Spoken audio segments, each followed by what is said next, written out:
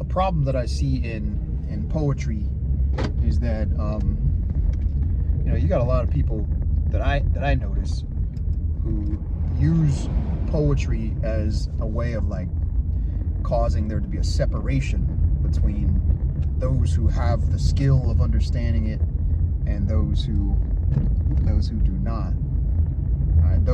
It's almost like it becomes like a hierarchy. Like we speak in these academically literature-based ways, and only a few of us can grasp this. Even though some people talk as if they're trying to welcome other people in, everything about the way they explain a poem or any type of literary text, a classic, has some pontification in it.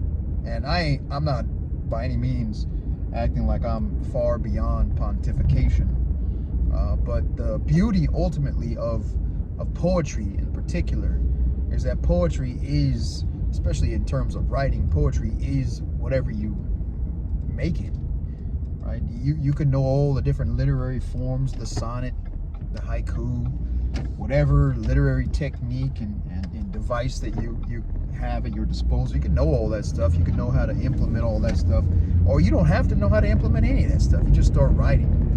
I had a student who one time was her writing wasn't even stellar, but she just had a taste for reading poetry and a desire to put poetry on paper, and so she did. And although she wasn't technically sound in all she did, and she didn't have all the fancy bells and whistles on them, and when she read poetry, she just seemed to read it at sort of an observational level and didn't really get into the deep, more meaningful ideas that one could discover from a poem. But she loved it. And that's what poetry is. Like, poetry is not for a select group.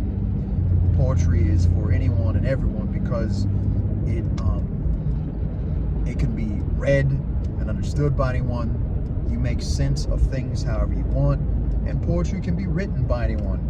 Poetry can be anything, right? So please don't feel intimidated by poetry.